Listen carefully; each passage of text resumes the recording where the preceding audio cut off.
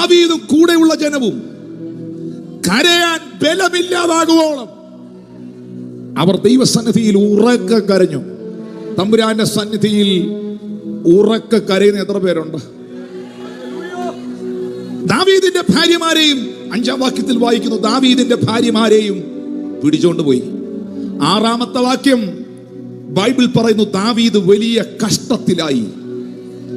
ദാവീദ് വലിയ കഷ്ടത്തിലായി, അവൻ വലിയ പ്രതിസന്ധിയിലായി, പ്രതീക്ഷിക്കാത്ത പ്രഷറിലായി. അൺഎക്സ്പെക്ടഡ് വിൻഡ്, പ്രതീക്ഷിക്കാത്ത കൊടുങ്കാറ്റുകൾ. ദാവീദിനെ സംബന്ധിച്ച് അതൊരു അൺഎക്സ്പെക്ടഡ് വിൻഡ് ആയിരുന്നു. ദാവീദ് ഒരിക്കലും പ്രതീക്ഷിച്ചില്ല സിക്ലാഗ് ആക്രമിക്കപ്പെടുമെന്നോ, അത് ശത്രു കത്തിച്ചു കളയുമെന്നോ, അമാല്യക്കാർ കയറി വന്ന് അറ്റാക്ക് ചെയ്യുമെന്നോ ഈ മനുഷ്യൻ ഒരിക്കലും പ്രതീക്ഷിച്ചതല്ല. നമ്മുടെ ജീവിതത്തിൽ പ്രതീക്ഷിക്കാത്ത പ്രതിസന്ധികൾ കയറി വരുമ്പോഴാണ് നമ്മുടെ കരച്ചിലിന്റെ ഡെപ്ത് കൂടുന്നത്. നമ്മൾ പ്രതീക്ഷിച്ച ഒരു വിഷയം ആണ് നമ്മുടെ ജീവിതത്തിൽ സംഭവിച്ചെങ്കിൽ, ഒരു പ്രതീക്ഷിച്ച രോഗം, പ്രതീക്ഷിച്ച മരണം, പ്രതീക്ഷിച്ച പ്രതിസന്ധി, പ്രതീക്ഷിച്ച നഷ്ടം ആണ് സംഭവിച്ചതെങ്കിൽ നമ്മുടെ കരച്ചിലിന് അത്രയും ഡെപ്തേ കാണും, നമ്മൾ അത്രയും വിഷമിക്കുകയുള്ളൂ. പക്ഷെ പ്രതീക്ഷിക്കാത്തത് സംഭവിച്ചത് കൊണ്ടാണ് ബലമില്ലാതാകുവോളം കരഞ്ഞ് കരഞ്ഞ് ബോധം കെട്ടുപോകുന്നത് പോലെ ദാവീദും കൂടെ ഉള്ളവരും കരഞ്ഞ് കരഞ്ഞ് ബലമില്ലാതാകുവോളം കരഞ്ഞു, കുഴഞ്ഞുപോയി, അതുപോലെ കരഞ്ഞു. അത്ര വലിയ കഷ്ടതയിലൂടെ അവർ കടന്നുപോയി.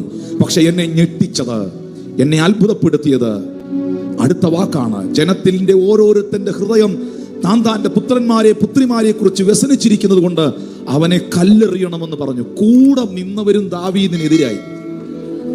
കാരണം ഇവന്റെ കൂടെ നിന്നത് കൊണ്ടാണ്, ദാവീദിന്റെ ഒപ്പം നിന്നത് കൊണ്ടാണ് ഈ പ്രതിസന്ധി മുഴുവൻ നമുക്കുണ്ടായത്.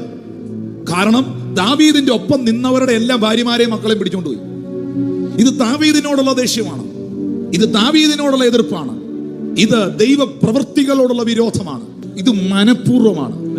ഇന്ന് ദൈവത്തിന്റെ അഭിഷിക്തൻ എന്ന നിലയിൽ അധികാരത്തോടെ ഞാനൊരു വാക്ക് പറയുകയാണ്. നിന്നെ മനഃപൂർവ്വമായി വിഷമിപ്പിക്കാവുന്ന സകല സാഹചര്യങ്ങളെയും വ്യക്തികളെയും തമ്പുരാൻ ഒതുക്കാൻ പോവാ.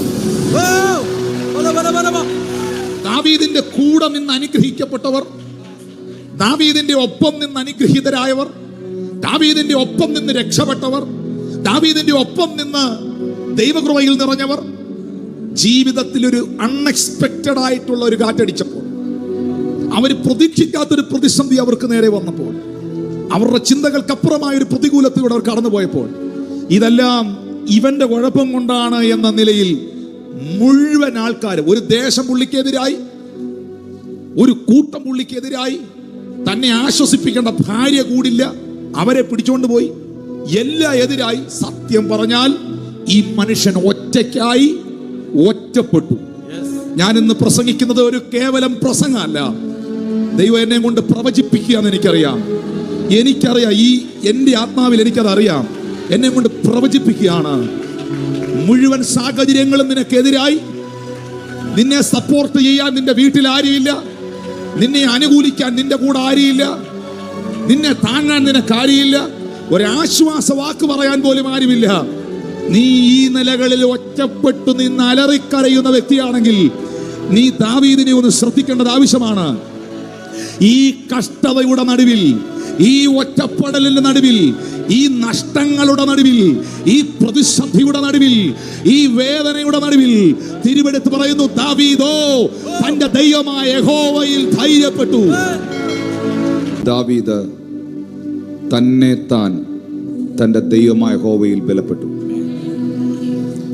ബലപ്പെടുത്താൻ ഒരു പാസ്റ്റർ വന്നില്ല, ബലപ്പെടുത്താൻ ഒരു പ്രവാചകൻ വന്നില്ല, ബലപ്പെടുത്താൻ ഒരു രാജാവ് വന്നില്ല, ബലപ്പെടുത്താൻ കുടുംബക്കാരില്ല, ബലപ്പെടുത്താൻ നാട്ടുകാരില്ല, ബലപ്പെടുത്താൻ ഷോർട്ട് മെസ്സേജ് ഇല്ല, ബലപ്പെടുത്താൻ പാട്ടുകാരില്ല, ആരുമില്ല. ജീവിതത്തിൽ ഇങ്ങനെയുള്ള സാഹചര്യങ്ങളിൽ നിങ്ങൾക്ക് ബലപ്പെടാൻ പറ്റണമെങ്കിൽ നിങ്ങൾക്ക് വ്യക്തിപരമായി ദാവീദിനെ പോലെ ദൈവത്തോടൊരു ബന്ധം ഉണ്ടാകണം.